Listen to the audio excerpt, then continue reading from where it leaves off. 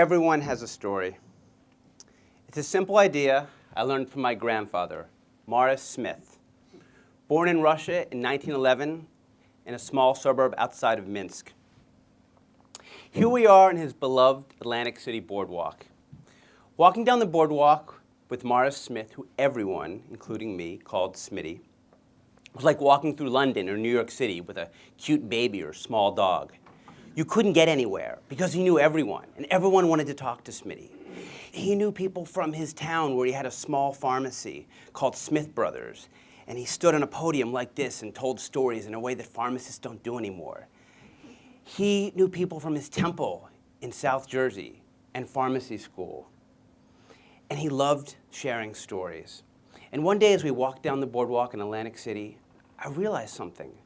I didn't actually know Smitty's whole story. I knew the basics, that he came over from Russia when he was 4, and that his father sold eggs in Philadelphia, and they sent back money. You know the story, to bring over other family members back into America.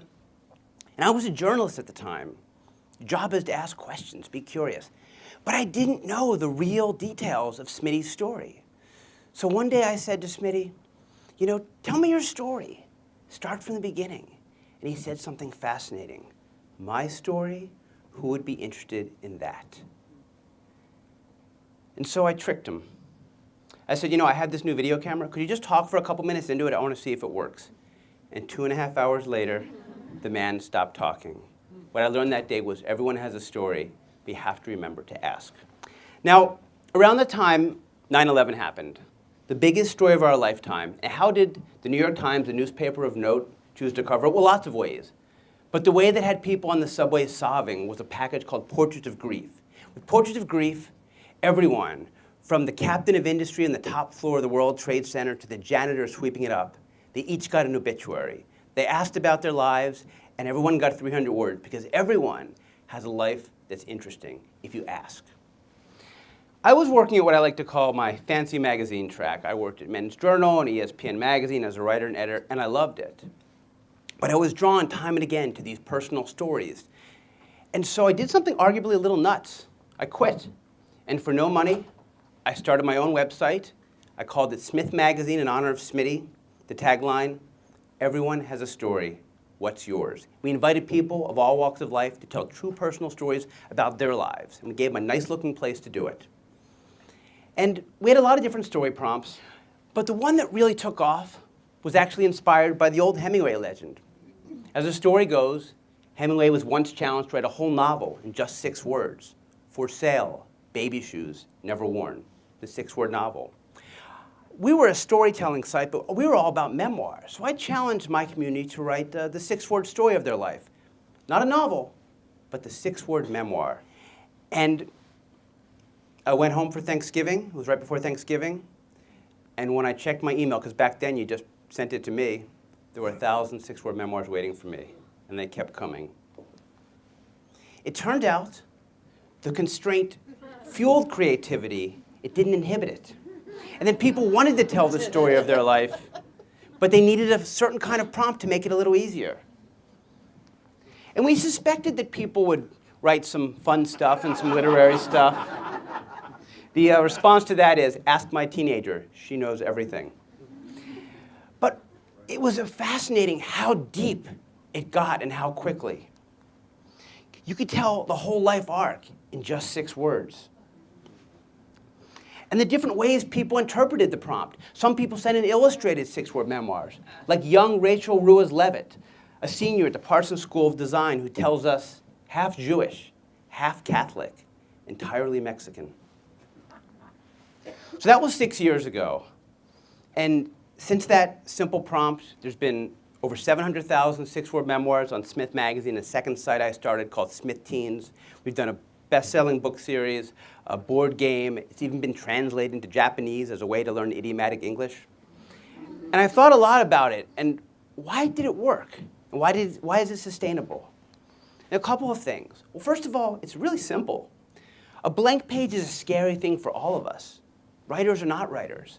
But when it's filled up in just 6 words, that's not so scary. And you can cross out your 6-word memoir and write another one. Some do hundreds and even thousands of 6-word memoirs.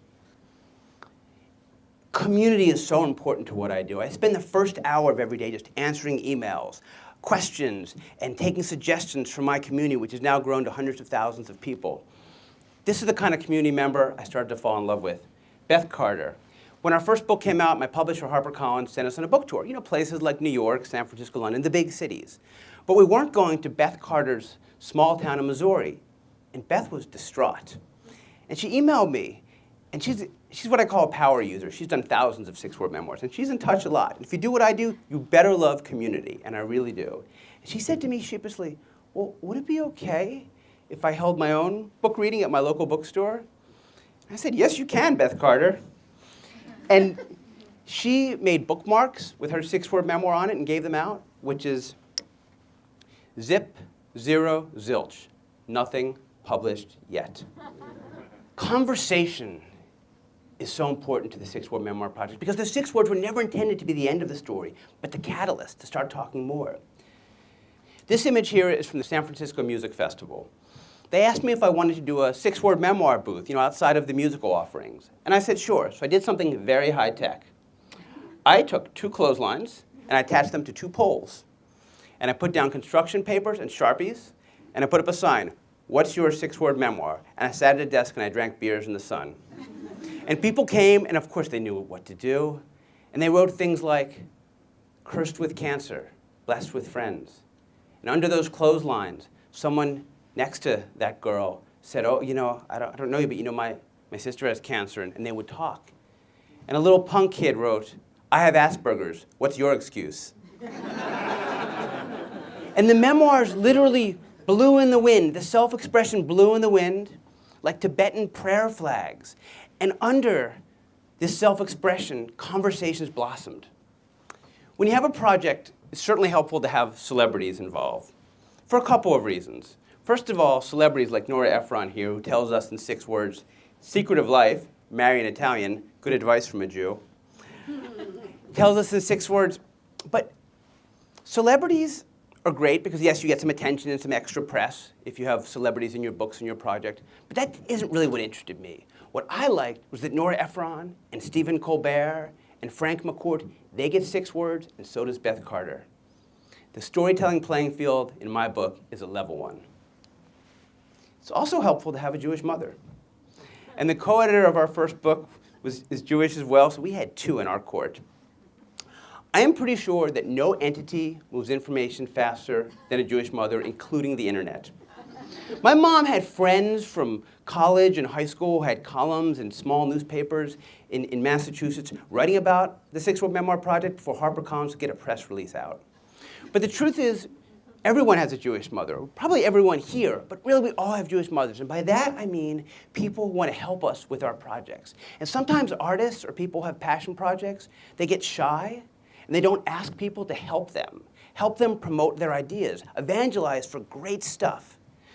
But the thing is, you have to give the folks who are trying to help you out tools they can work with. So my mom does not have a Facebook page or a Twitter feed, thank God. But she has a purse, and in that purse are postcards about the project. And she gives them to her hairdresser and people at the craft show in Philadelphia and her book club.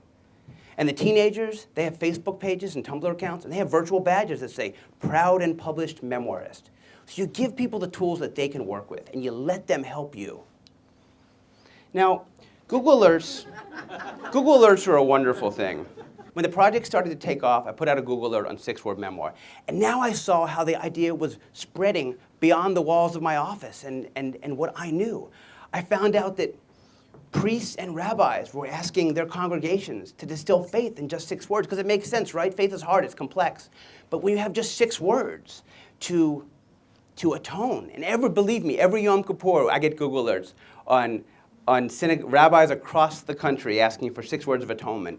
And a reverend in Louisville said, what would Jesus do if he came back and said, I'm going to describe my life in just 6 words? But it got beyond faith. Suicide prevention centers and speed dating sessions were using 6 words as a way to catalyze conversation and break the ice. But among the many unexpected unexpected places the Six-Word Memoir Project has gone, and me with it, is the classroom.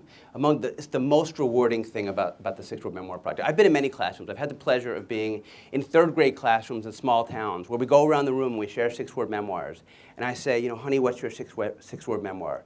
And I swear, a little girl looked me in the eye and said, 9 years stacked within my soul. And then another girl said, life is better in soft pajamas.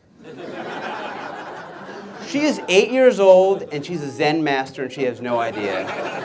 And that happens across the world. It really does. This is at a classroom at Brandeis called the BEMA program. It's where high school kids can go and take writing classes.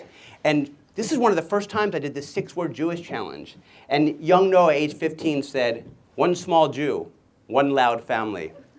And then we did the 6-word Shabbat challenge, where we learned, light is off, find a goy. The Jewish question is so perfect for the Six-Word Memoir Project. Because yes, we're literary people, and yes, we're wordy people. But we're a complex, kooky, funny, fascinating faith. And we can define it in so many different ways. And so I wanted my next project to examine 6 words on Jewish life. And a number of them are in this book, and I want to take you on a little 6-word journey. Birth. Growing pains. Rites of passage. Rites of passage and growing pains. The tough choices we must make as Jews. Defining Judaism the way we like to, on our own terms. Celebration. And prayer.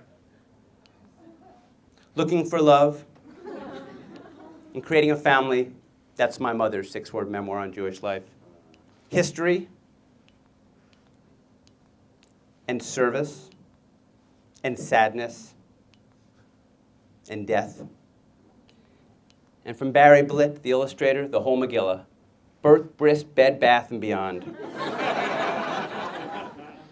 You know, for me, 6 words on Jewish life works so well because it's a way to define our own faith in a unique way. But altogether, it's a communal celebration of who we are. And community is so important to this project. When I forget about why I love this project, I look at that picture. Those are 20 6-word memoirs that my community wrote about my son when he was born. Things like, what? Not 6 pounds, 6 ounces? And miracle baby born, has 6 cents. I don't know any of those people, but they got together and made this for me and my son. And in the end, I think this project works so well because of these simple 6 words. Everyone has a story.